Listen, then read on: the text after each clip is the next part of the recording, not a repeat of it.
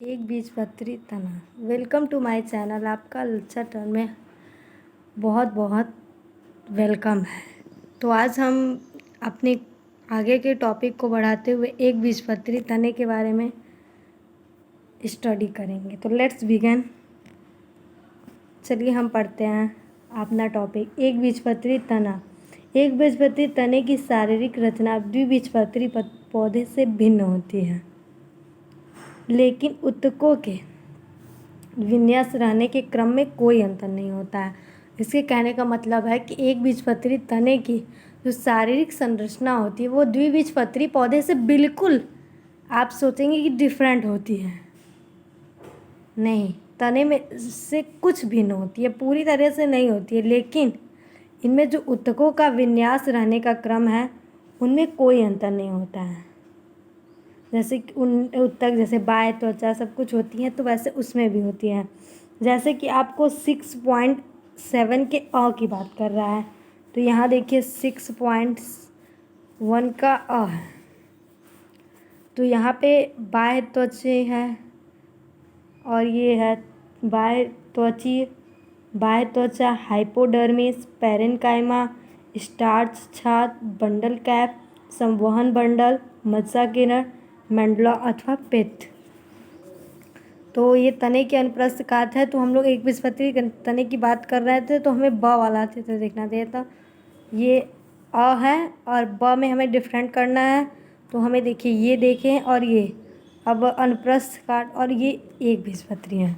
ठीक, तो एक बीजपत्री में क्या हमें नहीं मिल रहा है, देखिए क्या नहीं है।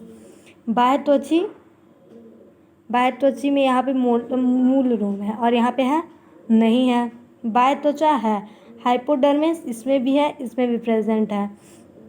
लेकिन पैरेन्काइमा इसमें नहीं है, इसमें एब्सेंट है और इसमें प्रेजेंट है। स्टार्च छाद इसमें पाया जाता है, स्टार्च से जो बना हुआ जहाँ पे स्टार्च संचित होता है इन कोशिकाओं में, जहाँ पे अंतर त्वचा के वलकुट की जो सबसे भीतरी कोशिकाएँ थी, ये हाइपोडर्मिस की भीतरी सतह जो नाल के आकार की एक सतह बनाती थी, जिसमें स्टार्च का संचय हमने बताया था पिछले सेशन में, आपको पिछले क्लास में करती हैं। स्टार्च छाद है और लेकिन इसमें स्टार्च छाद नहीं है।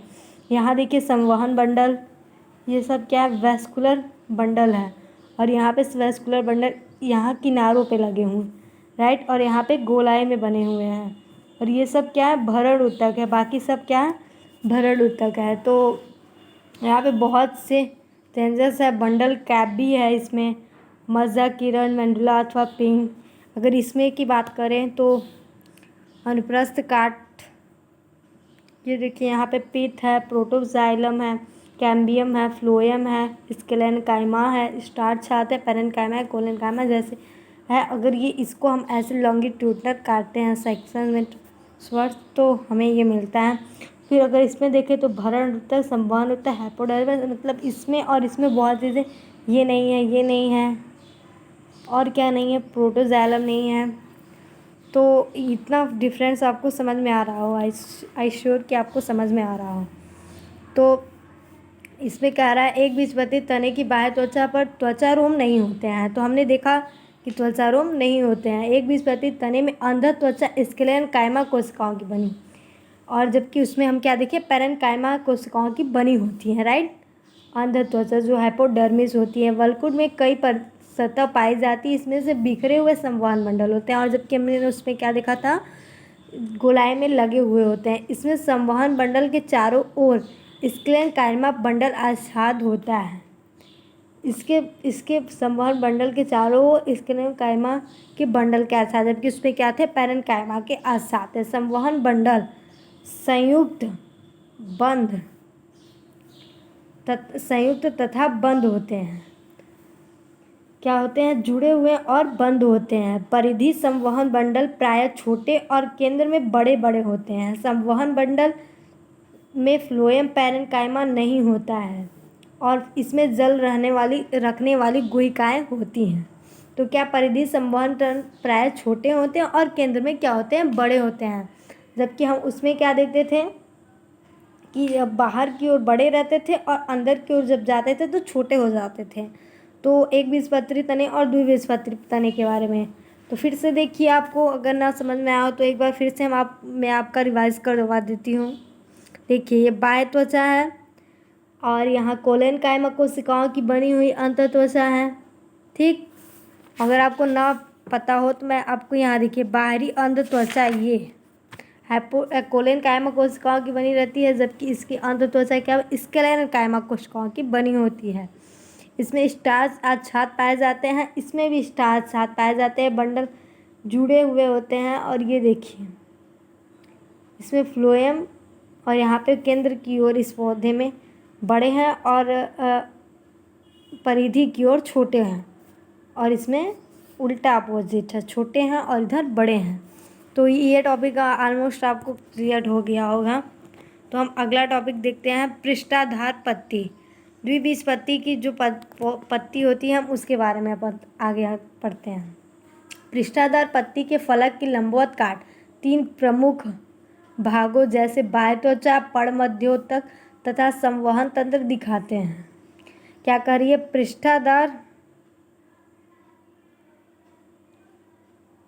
पृष्ठाधार के फलक की लंबवत काट 3 प्रमुख भागों जैसे बाह्य त्वचा, पड़मध्योतक और संवहन तंत्र दिखाती है।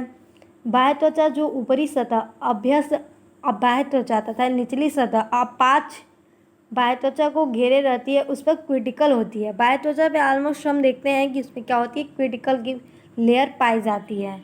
तो आप लोग राइट, निचली बाह्य त्वचा पर ऊपरी सतह की अपेक्षा रंध्र बहुत अधिक मात्रा में पाई जाती है। निचली बाह्य त्वचा पर ऊपरी सतह की अपेक्षा रंध्र बहुत अधिक पाए जाते हैं। ऊपरी सतह पर रंध्र नहीं होते हैं। ऊपरी तथा निचली बाह्य त्वचा के बीच स्थित सभी कोशिकाओं को पर्णमध्योतक कोशिकाएं कहते हैं। क्या कहते हैं? पर्णमध्योतक कोशिकाएं कहते हैं। पर्णमध्योतक जिसमें क्लोरोप्लास्ट होते हैं और प्रकाश संश्लेषण करते हैं, पैरेन्काइमा कोशिकाओं से बने होते हैं, क्योंकि हम जानते हैं ऑलमोस्ट कि पैरेन्काइमा कोशिकाएं पतली होती हैं। तो द्विबीजपत्री की विशेषता पैरेन्काइमा कोशिकाओं की होती है ना, होती है। ये देखिए, हम पढ़े हैं अभी भी।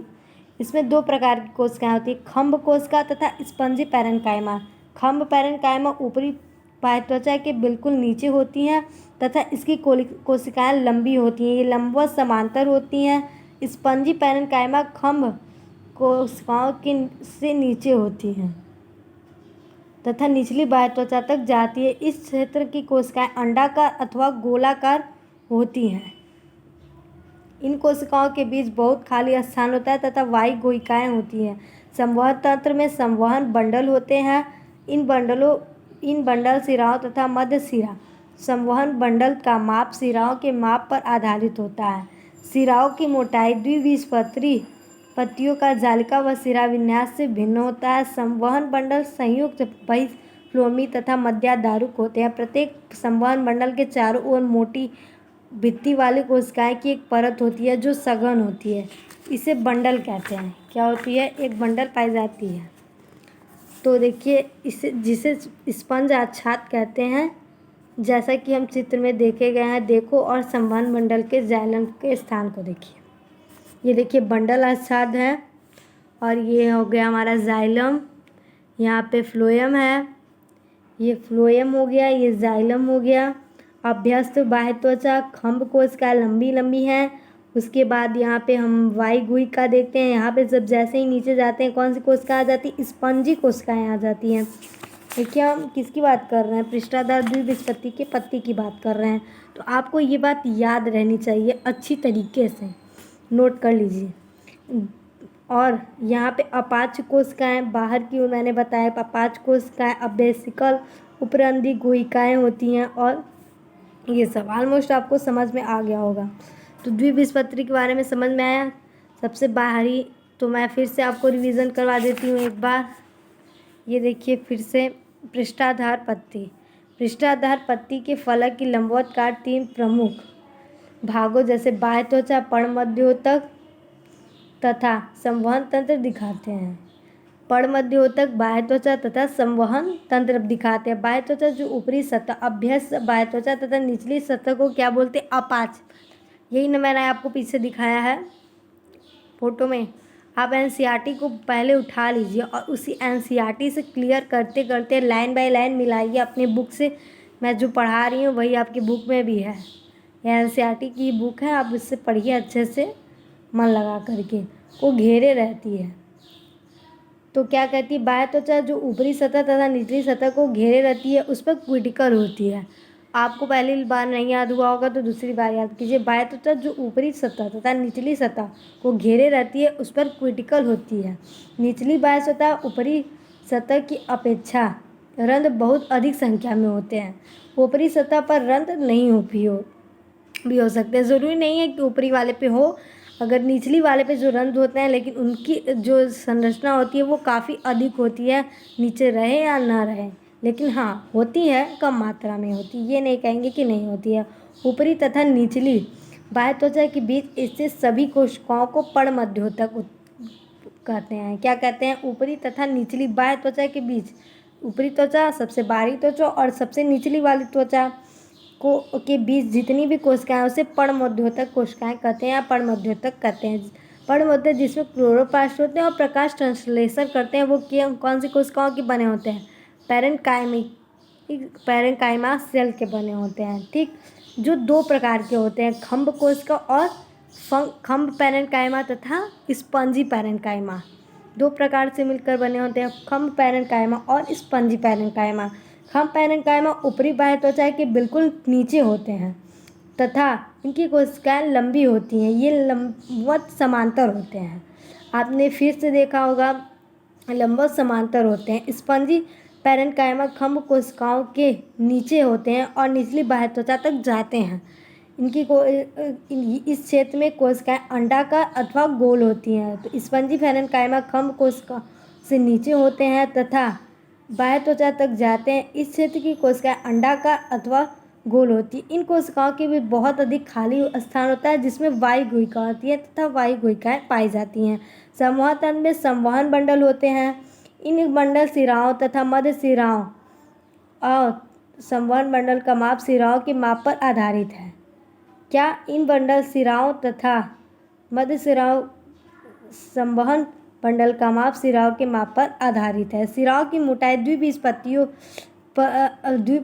पत्तियों की जालिका व सिरा विन्यास से भिन्न है। संवहन बंडल संयुक्त बहिफ्लोएमी तथा मध्याधारुक होते हैं। प्रत्येक संवहन बंडल के चारों ओर मोटी भित्ति वाली कोशिकाओं की एक परत होती है जो सघन परत होती है, जिसे क्या कहते हैं? इसे बंडल आच्छाद कहते हैं। जैसा कि आपने इसको देख लिया, तो फिर से वही बात कि बंडल आच्छाद, जो बंडल होती है उसके चारों ओर की जो कोशिकाएं होती है बंडल आच्छाद, ये जाइलम है और यहाँ पे फ्लोएम है। फ्लोएम अंदर की होता है, आपको भी पता होगा। और यह बाहर की ओर, बाहर के अभ्यस कोशिका, अपाज कोशिका, स्पंजी पर्णमध्योतक, ये सब क्या है? पर्णमध्योतक है। यहाँ से यहाँ तक के बीच के स्थान को यहाँ पे बड़ी बड़ी वायु गुहिकाएं पाई जा रही हैं और खाली ये समांतर क्रम में लगी हुई हैं। और यहाँ पे क्या है? रंध्र है। निचली सतह में रंध्र खुले हुए हैं जबकि ऊपरी सतह में रंध्र नहीं पाए गए हैं, वही तो बोला गया था। तो थैंक यू फॉर वॉचिंग। अगला टॉपिक हमारा है, ये देखिए आपको एक बीजपत्री के बारे में हम अगले वाले नेक्स्ट वीडियो में पढ़ाएंगे। तो थैंक यू। अगर आपको वीडियो पसंद आया होगा तो लाइक कीजिएगा, शेयर कीजिएगा एंड चैनल को सब्सक्राइब करना बिल्कुल ना मत भूलिएगा, ताकि आपको इतनी अच्छी वीडियो जल्दी से जल्दी मिल सकें। तो thank you so much for your affection.